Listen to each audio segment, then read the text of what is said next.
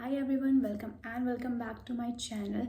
My name is Tushka Singh and आज की video में हम डिस्कस करने वाले हैं how to get paid collaboration from Instagram. So video start करने से पहले मैं आपको बता दूं कि मैं आपको जो भी आज इन्फॉर्मेशन देने वाली हूँ वो टोटली मेरे एक्सपीरियंस पे बेस्ड है। Without any delay let's get into the video. तो पहली बात, अगर आपको पेड कोलैबोरेशन चाहिए तो वो आपको इतनी ईजिली नहीं मिलता।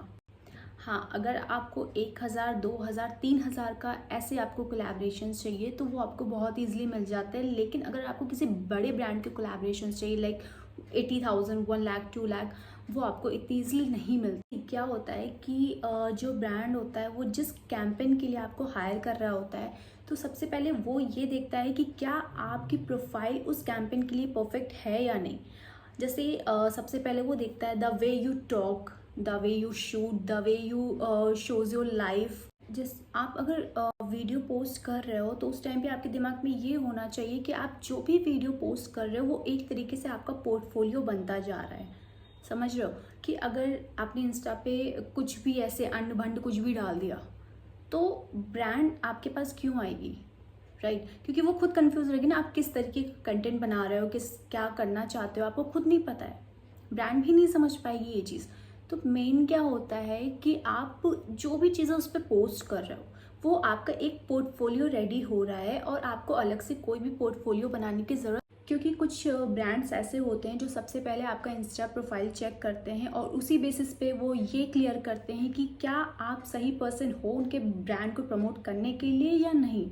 उनको वहीं पे वो सारी चीज़ें क्लियर हो जाती हैं। तो देखा जाए तो इंस्टाग्राम एक तरीके से आपका पोर्टफोलियो है जिसको आप जितना ज़्यादा अपग्रेड करोगे वो आपके लिए इन फ्यूचर उतना ही बेनिफिशियल होने वाला। जैसे अगर आप चाहते हो कि आपको लाइफस्टाइल, फैशन या मेकअप से रिलेटेड वीडियोस मिलें तो उसके लिए आपको अपना सबसे पहले काम क्या करना है कि अपना एक नीच सेट कर लो।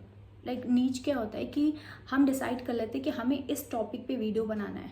आप जिसमें बेस्ट हो, आप जिसमें बेस्ट कर सकते हो। जैसे कि मैं एक मेकअप आर्टिस्ट हूँ, जैसे कि मतलब हूँ मैं, तो मेरे को पहले से ही दिमाग में था कि मैं किस टाइप की कंटेंट डालूंगी तो लोग मतलब मेरा जो प्रोफाइल है वो इंगेजिंग होगा। ठीक है, तो मैं ब्यूटी हैक से, जैसे आप मेरा इंस्टाग्राम पे जाओगे उसको चेक करोगे तो उसमें मैं हैक वीडियोस मैंने स्टार्ट किया था डालना। बीच में मैंने कुछ ऐसे ही मतलब जब मैं नहीं कंटिन्यू कर पा रही थी तो मैंने रैंडम कोई वीडियोस डालना स्टार्ट कर दिया, लाइक हेयर हो गया, आई मेकअप हो गया। तो वो मेरा इंस्टाग्राम काफ़ी ज़्यादा मतलब मेरे फॉलोअर्स डाउन होने लगे, जो कि मेरे को लगा कि यार कुछ तो गड़बड़ है, यहाँ पे अभी मुझे काम करने की ज़रूरत है। जब मैंने सडन देखा कि मेरा 25K से 24 पहुँच गया तो मैंने सोचा नहीं, अब मेरे को समझ में आ गया था कि मेरे को एक नीच पे ही काम करना है। मैं नहीं चाहती कि अगर मैंने ये गलती की है तो आप भी सेम गलती कर। तो अगर आप इंस्टा या यूट्यूब वीडियो स्टार्ट करना चाहते हो तो उससे पहले अपने दिमाग में एक चीज़ ले लो कि आपको डिसाइड कर लो कि किस नीच पे आपको काम करना है। जैसे अगर आप एक मेकअप आर्टिस्ट हो तो आप उस पर डांसिंग के वीडियोस तो नहीं डाल सकते, राइट ना, आप उस पर सिंगिंग के वीडियोस डाल सकते हो, क्योंकि इससे क्या होगा, एल्गोरिथम खुद कंफ्यूज हो जाएगा कि क्या भाई चल क्या रहा है, कि हम कैसे ये मतलब इसको मुझे किस ऑडियंस तक पहुंचाना है। क्योंकि कभी आप डांसिंग डाल लो, कभी आप मेकअप डाल लो, कभी आप हेयर डाल लो, तो वो खुद इंस्टाग्राम खुद नहीं समझ पाएगा कि आपकी वीडियोस लेकर कहाँ जानी है, किस ऑडियंस तक आपकी वीडियोस को पहुँचाना है। सी ब्रांड्स के लिए जो सबसे ज़्यादा इम्पॉर्टेंट होता है वो होता है आपका कंटेंट। किस टाइप के आप कंटेंट बना रहे हो, आप कंसिस्टेंट हो कि नहीं अपने इंस्टाग्राम पे, और क्या आपकी जो वीडियोस हैं वो एंगेजिंग है कि नहीं। ज़रूरी नहीं है कि आपके फॉलोअर्स लाखों में होने चाहिए तो ही आपको ब्रांड कोलैबोरेशन मिलता है या पेड कोलैबोरेशन मिलता है। बहुत से मैंने प्रोफाइल्स ऐसे, इनफैक्ट मेरे भी प्रोफाइल ऐसा है कि जिस पे 25K फॉलोअर्स हैं, 25K फॉलोअर्स हैं, लेकिन फिर भी मुझे पेड कोलैबोरेशंस मिलते हैं। ठीक है, तो कोई इतना ज़रूरी नहीं है। आपका मेन जो मैटर करता है वो है आपका कंटेंट, आप किस तरीके का कंटेंट बना रहे हो, आप किस नीच पे काम कर रहे हो, आप एक ही कंटेंट डाल रहे हो या अलग अलग कंटेंट डाल रहे हो, तो वो बहुत ज़्यादा मैटर करता है। तो आपको मेन उस पर फोकस करना। जैसे कि मैंने कई सारे ऐसे क्रिएटर्स को देखा है जिनके 25,000 हैं फिर भी वो 50 to 60K अर्न करते हैं, और कई ऐसे सारे क्रिएटर्स हैं जिनके लाखों में फॉलोवर्स हैं लेकिन वो फिर भी यही कुछ 35 to 40K ही अर्न कर पाते हैं। सो मतलब आप समझ रहे हो कि कंटेंट कितना मैटर करता है। अगर किसी ब्रांड को हमें अट्रैक्ट करना है अपने साइड, तो उसके लिए बहुत ज़्यादा इम्पॉर्टेंट है आपका कंटेंट, आपका एंगेजमेंट, कि आपका एंगेजमेंट कितना अच्छा है। मैं कुछ ब्रांड्स के नाम डिस्क्रिप्शन में दे दूँगी जो कम फॉलोअर्स के साथ भी पेड कोलैबोरेशंस करते हैं, तो आप एक बार जाके चेक ज़रूर कर लेना। अभी रुक जाओ, वीडियो कंप्लीट हो जाने दो, और उसके आप उनको डीएम तभी करना जब आपको लगे कि हाँ सच में आपकी प्रोफाइल इतनी एंगेजिंग है, इतनी अच्छी प्रोफाइल है कि आप उनको डीएम करो तो वो आपकी प्रोफाइल को चूज़ कर। दूसरी चीज़ ये है कि आप जिस भी ब्रांड को मतलब डीएम कर रहे हो, तो सबसे पहले आपको उस ब्रांड के बारे में कुछ नॉलेज होनी चाहिए, कुछ बेसिक नॉलेज होनी चाहिए उस ब्रांड से रिलेटेड। दूसरी चीज़, आपकी पिचिंग जो है वो काफ़ी अच्छी होनी चाहिए। जैसे मैंने पिछली वीडियो में मेंशन किया था डिस्क्रिप्शन में, वो पिच आप कैसे कर सकते हो अगर आपको नहीं पता है तो आप अगर आप मेरे चैनल पर नए हो तो आप मेरा पिछला वीडियो जाके चेक कर सकते हो, वहाँ पे डिस्क्रिप्शन में मैंने मेंशन किया है। अगर आपको चाहिए मैं तो इस वीडियो में भी डिस्क्रिप्शन में मेंशन कर दूँ। तो ब्रांड को जब भी आप डीएम कर रहे हो तो प्लीज़ कुछ ऐसा डीएम मत करना कि कोलैब विथ मी या I am interested in your brand. तो मतलब अगर आप ये सब डीएम करते हो तो ये काफ़ी चीप लगता है। मतलब उनको ऐसे 4-5 मैसेज करके पोक करने की बिल्कुल ज़रूरत नहीं है। उनको या तो एक मैसेज कर दो या उनको ईमेल कर दो। ब्रांड के साथ क्या है कि आपको मतलब प्रॉपर तरीके से एक्टिव रहना पड़ेगा, कि आपको जानना होगा कि आज जैसे एक कोई ब्रांड जैसे प्लम है, प्लम आज कौन सा कैंपेन निकाल रहा है, मिंत्रा कौन सा कैंपेन निकाल रहा है, या डॉट एन की है वो कौन सा कैंपेन निकाल रहा है। तो ये चीज़ें आपको ज़रूर पता हो। तो इससे क्या होगा कि आप एक एजेंसी के थ्रू ब्रांड से जुड़ जाते हो। अगर आप किसी भी एजेंसी से जुड़ जाते हो तो वो आपके लिए बहुत बेनिफिशियल होता है, क्योंकि फिर आपको कोलैबोरेशंस ईजिली मिल जाते हैं।